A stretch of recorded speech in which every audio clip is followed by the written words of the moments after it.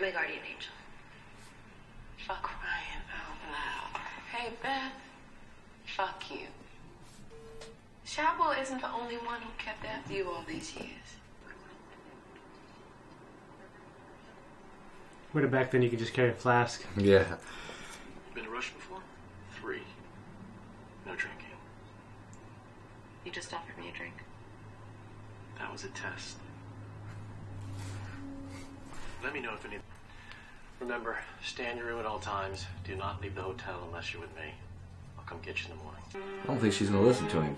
I don't know why. I wonder if it'll get her in trouble. I mean, I hope not, man.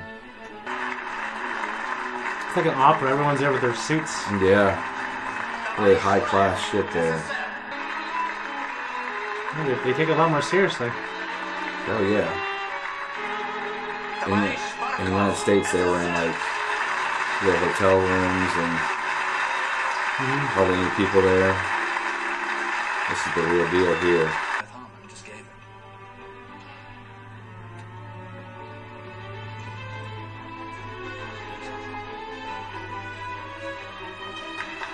Now would be executed.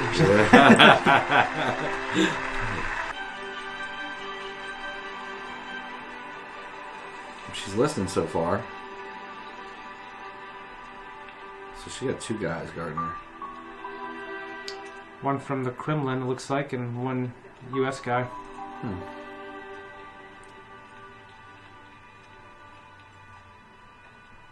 Wow. The whole country, man. Wow. It's amazing how classy chess is there.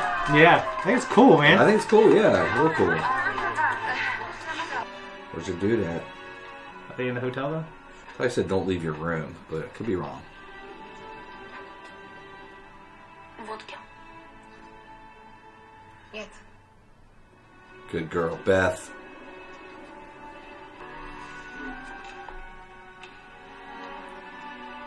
I don't know why, but his look, if I was Beth, would be a little bit intimidating to me. I don't know why, but he looks like a master chess player. Yeah. Another victory. So she beat him, yeah.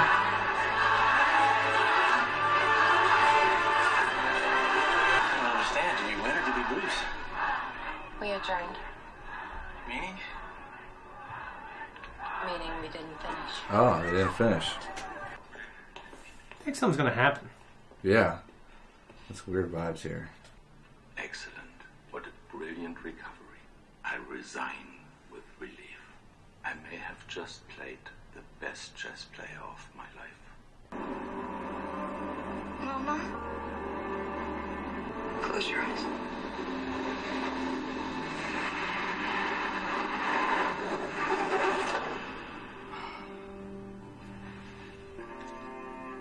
Pills. Good job, Beth.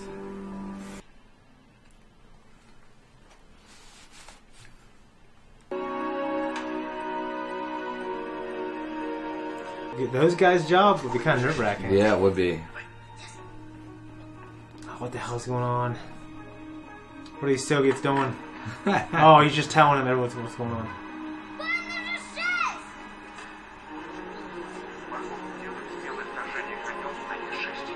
That's pretty cool. That's crazy.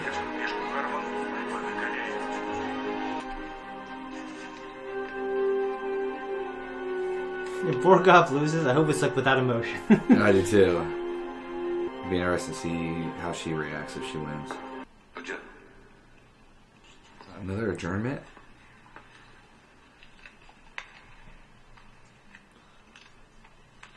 So what that again is? That you talk about what movie you're going to do, or? I don't know. I don't know what that piece of paper is. His name was Scheibel. William Scheibel.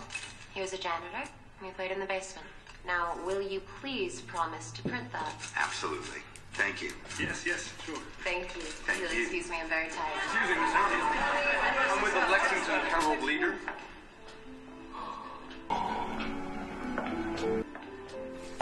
Hey! Yes! Back home in Kentucky, I know the truth. That you're here all by yourself.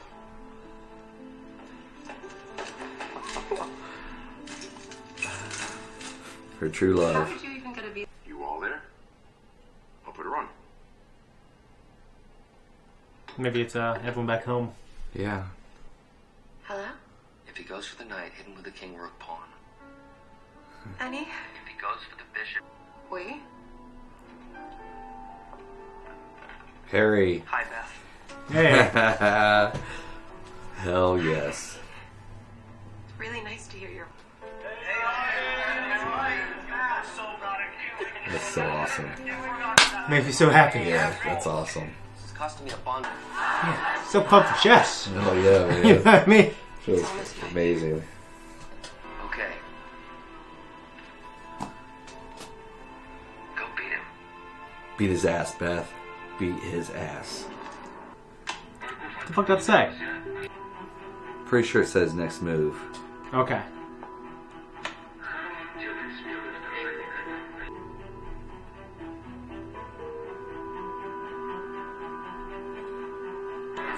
It's intense.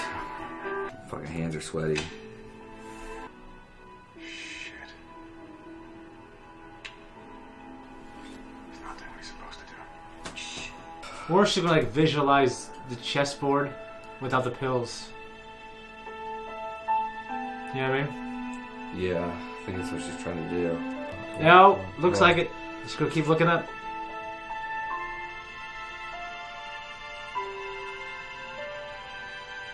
Ah, motherfucker, I'm right.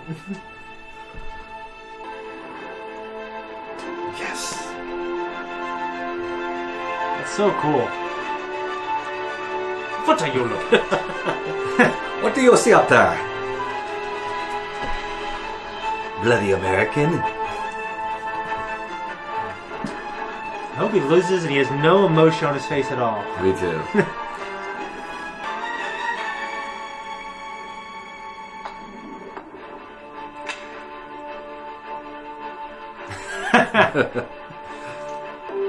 This is the 60s. The suit etiquette would be more pronounced back then, so he would unbutton his suit when he sat down. Yeah, assuming the etiquette was the same in Russia. Draw. Borgov never offers draws, but he's offering Elizabeth Harlan one. If she accepts, she leaves the stage in a tie with the world champion. Don't do it.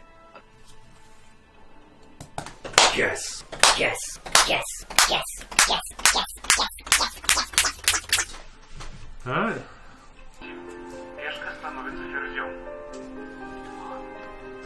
I think I'll be satisfied whether she wins or loses. I don't know. I want her to win. I think I'll be disappointed if she loses. Come on, Beth.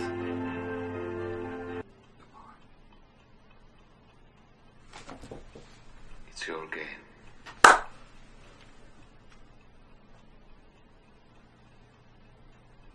Take it.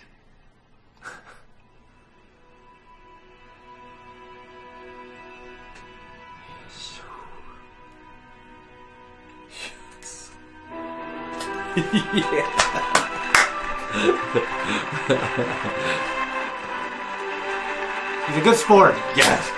I'd almost rather have no emotion, but he's a good sport. I love him. Yes. Yeah, he showed a little too much emotion for me, but that's okay. Hey, the Soviets are proud people. They're proud proud people. of victory or loss. What we don't see is he gets hung immediately after this. I hope not. I hope not too. So I want a Borgov spin-off where there's no character arc, there's no emotion. Nothing. Nothing happens.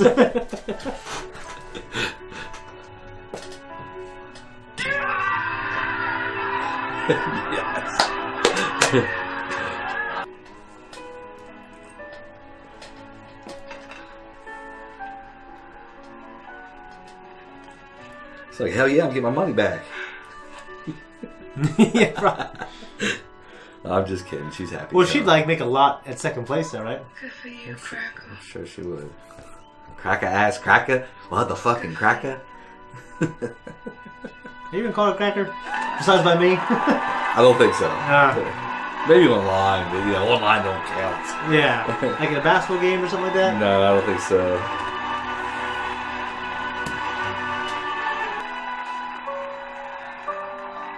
Towns. Yep. You're gonna miss the flight.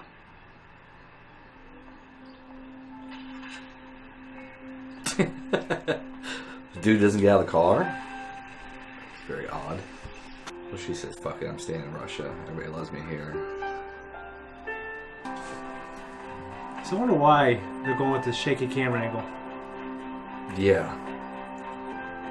Well, because usually it's so smooth. And now that everything's in harmony, they're deciding for it to be shakier. It's kind of Terrence Malick artistic.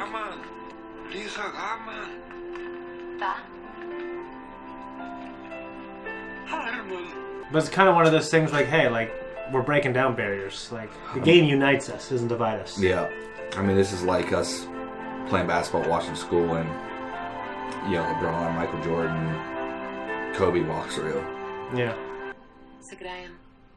So, yeah, that was a reaction. episode 7. That was a finale. Yeah, that was a really good. It was really good. Yeah, it was just the tension they build with the game that we don't really understand how to play. Like, it's really masterful because you have to create that tension. You have to create these stakes and the sense of surprise when we, like, to people who don't really understand how to play chess. Yeah, for people that don't know anything about chess like ourselves, they did a really good job of engaging us, pulling us in, and ultimately making us interested in chess. Yeah. What I really liked about this episode is how they went back to, you know, the girl's home, how they went back to the trailer that she grew up in. Yeah. I thought it was important to close those parts of the story, and then Mr. Seibel, of course, it's disappointing to see that he died, but yeah, he passed away, but I loved just how they went to his funeral. I love how they went back down to the basement, and she saw that over all those years, he was watching. He was proud of her. He was proud of probably what he taught her. Yeah. And I thought that was important. I mean, it really reminded me of, you know, after my grandmother passed away, it's kind of emotional for me. I got a big book of newspaper articles that she saved from my baseball career and basketball and all that stuff. So it made me think about that, you know, and it made me think even when I didn't know she was watching, she was paying attention. Yeah, it was emotional. It was really nice to see that he did that, and the effect it had on her. I think that might have been like, you know, with her hitting rock bottom, and Jolene came kind of in her rediscovering her roots. Yeah, kind of made her want to go on the straight and narrow. Yeah, Jolene was a huge part of this episode. I mean, I don't know if she didn't come back, if Beth would have got cleaned up. We probably wouldn't even went to the tournament. I mean, I'm assuming that, you know, if Jolene didn't come, that conversation with the Christian Crusade still would have happened. She still would have gave the check. How would she came up with the money otherwise? Yeah, I don't know. Yeah. So Jolene was huge in this episode. It's good to see Jolene's doing well. I mean, obviously, when we saw her in earlier episodes, she was, you know, kind of a rough kid. You know, she was getting in a little bit of trouble with the staff, and now she's a paralegal. She's going to go to law school. So yeah, it's really good to see how things ended up with her. No, I know. It's pretty awesome. I think it was funny how Jolene stole that book. She's the one that took the book. You know, I kind of had a feeling like it wasn't resolved. Right. And then I kind of forgot about it. And then when I saw it, and you know, like I was jealous that you got adopted. Yeah, I like that. Another interesting part of this was how Benny was really pissed off at Beth. Told her not to call back. Maybe is a loser's word, Beth. Benny. Don't call me anymore. You know, I like when a guy can stand up for himself. You know, because I think I see where his feelings are valid. I just don't understand that level of anger just because she didn't come back to New York. I think it's like you didn't come back to see me, and now you need me for money.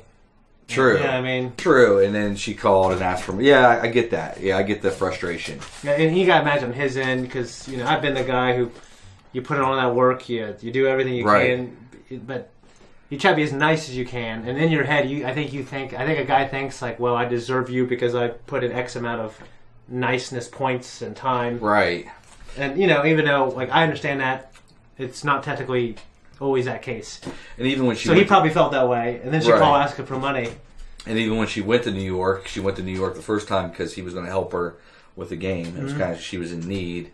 And then she went to Paris and basically fucked that all up. You know, all the hard work that Benny poured into her. She got drunk, used a pill, she overslept. She just wasn't on her A game, you know what I mean? Then I guess Benny, you know, getting that call asking for money was like a slap in the face to him. So I do see that. You're right. I get that. I wouldn't have been that, you know. There's got to be give and take, you know what I mean? Like, because that could have been where he said, you know what, like, this is like because I care about you, I am still going to help you, even though you don't deserve it. Exactly. But not Benny. Benny's a badass. He's like, no, fuck you. Pretty much. But then he called back in the 11th hour to help, and then score some major points. Major points. And got Beltic. They're Eskimo brothers. You know what I'm saying? Yeah, they are, man. The rest of the crew, I can't remember all their names, but I thought that was really cool. Yeah, really cool emotional moment. Where even though she disappointed. I'm assuming, I know Harry and Benny, she disappointed them, but I'm assuming everybody that was in that room, but in the end, they were still there. Yeah, and it was such a feel-good moment. And I hate feel-goodery. I hate feel-goodery. I hate feeling anything. I don't want to feel anything. No, I just don't like when a show just resorts to feel-goodery. Right. Then I saw, and I loved it in this. It's one of the few examples. It worked in this. And then The Greatest Showman, I loved it in that. Right. Have you seen The Greatest Showman? No. It's like the greatest movie ever. I haven't seen it. Well, I have to watch it. But, okay. Yeah, so then, she's going to the tournament in Moscow. But first she gets set up with that fucking State Department agent or whatever. That dude was freaked out about communism. I mean, they're sitting there and he's like, don't leave your fucking room. I think he said, don't answer the phone. Well, I mean, this is the height of the Cold War, right? Yeah, so there was all kinds of spies and abductions. And right. I get that, actually. This is the time where, I don't know if you had these same videos in school, but when I was in like 5th grade, they didn't apply at the time, but they showed old videos from the Cold War of what they showed to the students at the time. That if Russia struck with like a nuke, get under your desk, under your desk, put your hand there like that. So that was the height of this era. So I guess it was reasonable to see how jacked up he was about communism. But when she got there, I mean, she was like a fucking god, dude. I mean, she started out with little crowds outside of the venue, and as the tournament went on, the crowds just grew and grew and grew. They didn't care that she was American or. That's the thing. That's what I like. I think that because the agent who was there represented like the bad stuff during that era. And of course, that stuff is all valid and all happened. Right. So, like, he represents that part of history where, like, okay, don't leave your room. Russia's bad. Russia's America's bad. good. Exactly. They're just atheists, and we're just a Christian nation. And it's right. a little more complex than that. It's much more complex than that. And even today... That was propaganda on both sides. Yeah, even today, and I'm not going to give my opinion one way or another, but it's still like that. Russia's bad, the United States is good. Over there, it's United States is bad, Russia's good. So it's, one of my good friends, Zach, he's American, he lives in Russia now. Oh, really? He loves it. He loves it, yeah. Yeah, he's a Christian, he says no problem, and he said it's just a lot of, bunch of bullshit in the news. Yeah. One of the things I noticed in this episode when she got to the tournament in Moscow was she was beating all the men, and then she beat Hellstrom, and he didn't shake her hand. He just stormed off. And I was going to get kind of your opinion on that. Like, we see that in American sports sometimes where I think it was the Lakers and somebody else. One of the teams lost and walked off without shaking hands. But how do you feel about that type of stuff? I feel the way Michael Jordan felt when Isaiah Thomas walked off when they beat them in the playoffs. Per example. Yeah. Okay, they walked off without shaking hands. So in the early '90s, it was early '90s. Yeah. Michael Jordan finally they get past the Pistons. They sweep them. Right. Because the previous year, Scottie Pippen. Yeah. Who. He was just now starting to get up in his prime. Right. He had a migraine, couldn't play in that game. Mm-hmm. Okay, and they lose, right? Yep. And then the next year, I hope we get my history right. When they play, they sweep the Pistons. They sweep the defending champs, no problem. And then the Pistons, all their players just walk off without shaking hands. Yeah, they walk off without shaking hands. Jordan took great offense to that. A lot of people took great offense to that. And Isaiah Thomas tried to say that's what was just done back in the day. But during that period of time, that's just not how it was passed. When you lost, you left the floor. Right, which I don't think there's any historical evidence to there was a part where like the Celtics beat the Pistons and they were kind of walking off, but it wasn't the championship, it was a playoff game. And I mean, even to this day. And then Kevin McHale shook Isaiah's hand when he was walking away, but it wasn't a final. It was the final. It might have been the finals, right? But it wasn't the final game. I should say. I mean, you're like me. No matter how bad you lose or what the circumstances are, no matter how pissed off you are, you do the right thing, the etiquette, etiquette. You give it to them because they earned it. Because they earned it, right? And it doesn't mean matter. You have to like them, but you give it to them because you owe it to them. Right. It doesn't matter what the referees did. It doesn't matter what the circumstances are. the proper etiquette is to shake hands. Yeah. But you just walk off and you take it like a man. Yeah. You know what I mean? Exactly. I'm there with you. But Hellstrom didn't do that. Yeah, I thought that was a bitch move. Bitch move. So I was, But what's interesting to me is like the number one female chess player in the world was there. Mm-hmm. And we didn't see anything with them. Nothing at all. Yeah, it was nothing at all. Yeah, I thought that was an opportunity. Well, I mean, I don't know, because this show has largely been about Beth being a female playing a man's game in a man's world, during a time the patriarchy was more dominant. It right? would have been interesting to see a conversation between the two. Yeah, so it just, It just didn't happen. It was interesting. It didn't happen.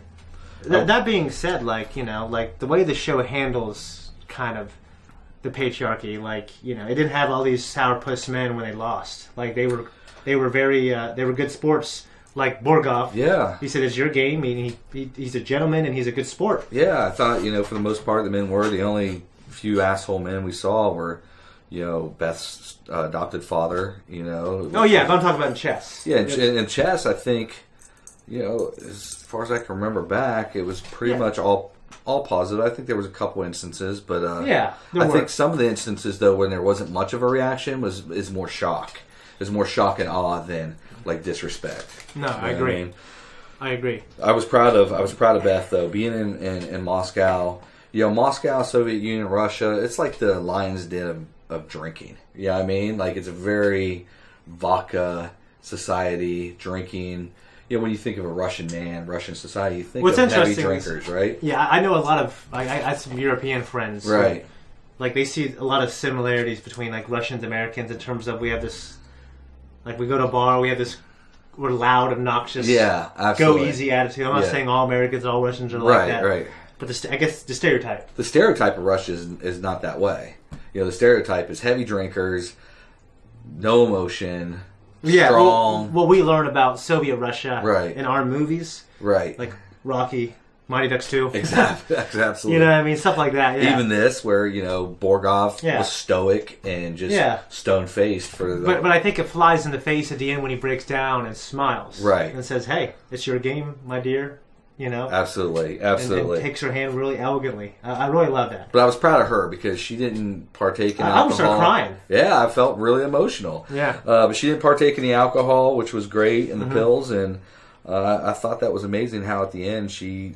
visualize the board without going to any of those vices. Yeah. That was a good point. The visualization of the board, I kind of called it out because it's just, I'm not trying to toot my horn here, but it makes the most sense story-wise to where, okay, we've seen her big chess matches where she has to do that. Well, yeah, the one she went to the bathroom and popped some pills. Came back and did that. Yeah. And then there's always this turnaround. Yes. In the game.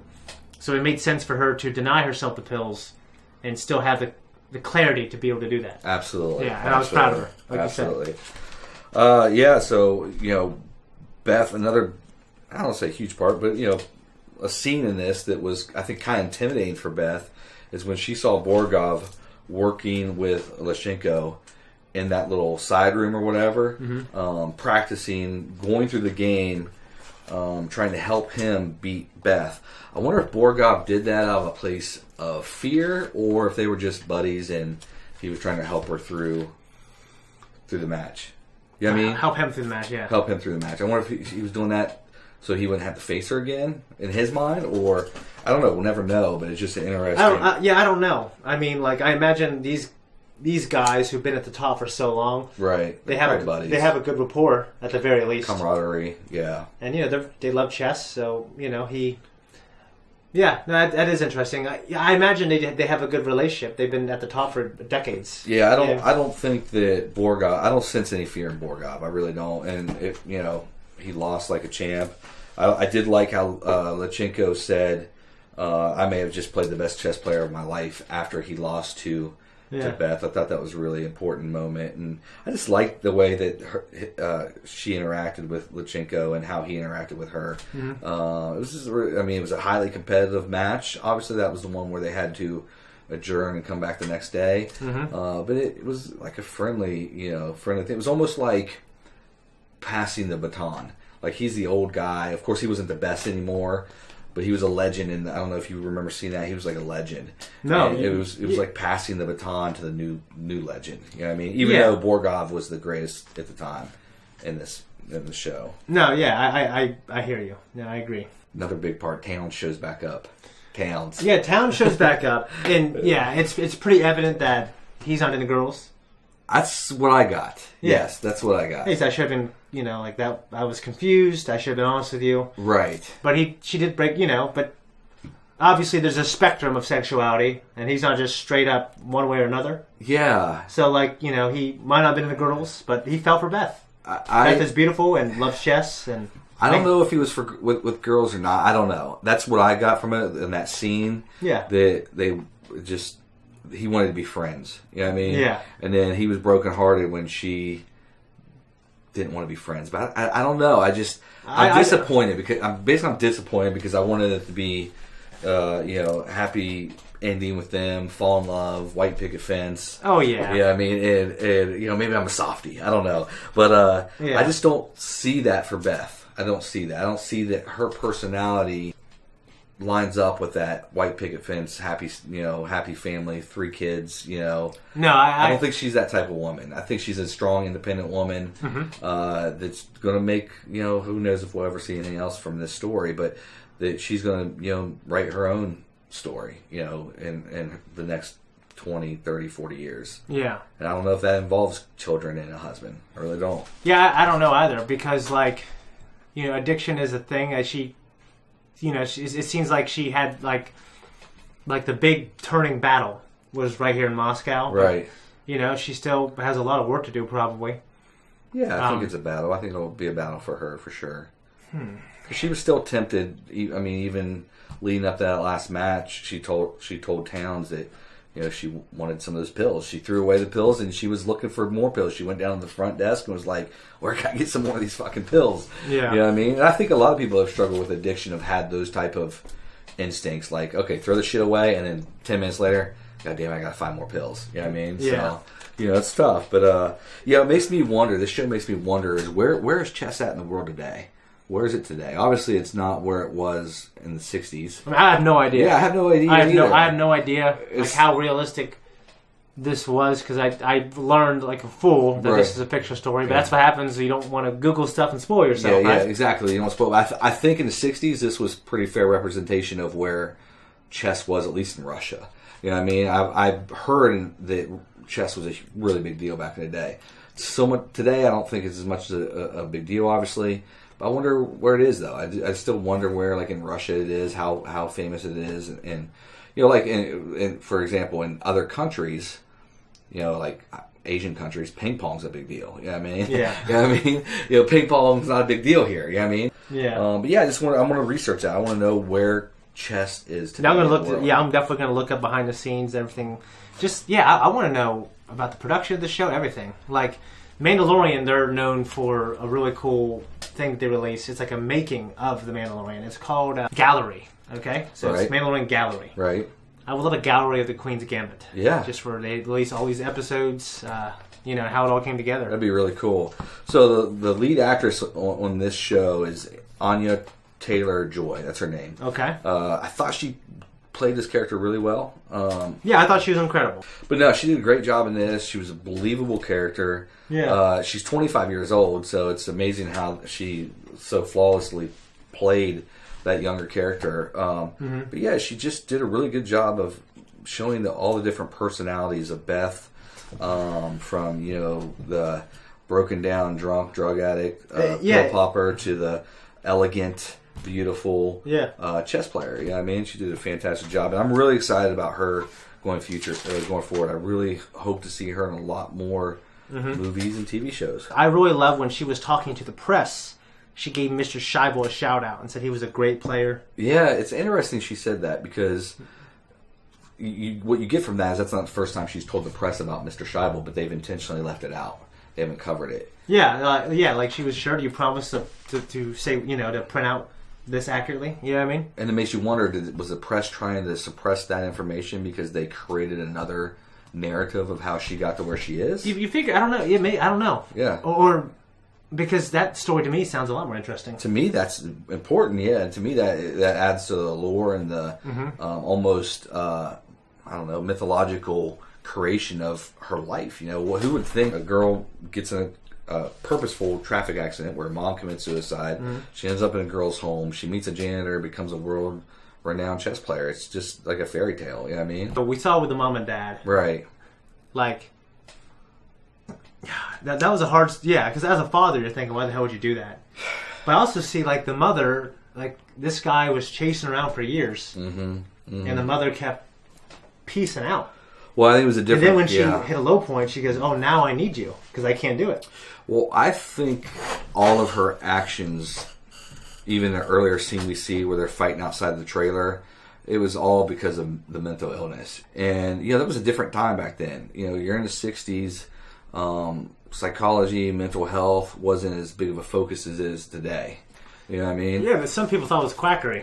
Quackery, right. You know, and they just lock you up in a home and throw away the key. You know what I mean? Yeah. And that was just tough. You know, it was tough. And I realized that, you know, she was just kind of a victim to her own mental illness. And yeah, it's a shame that Beth got caught up in all that. No, I agree. Yeah, but the father, you know...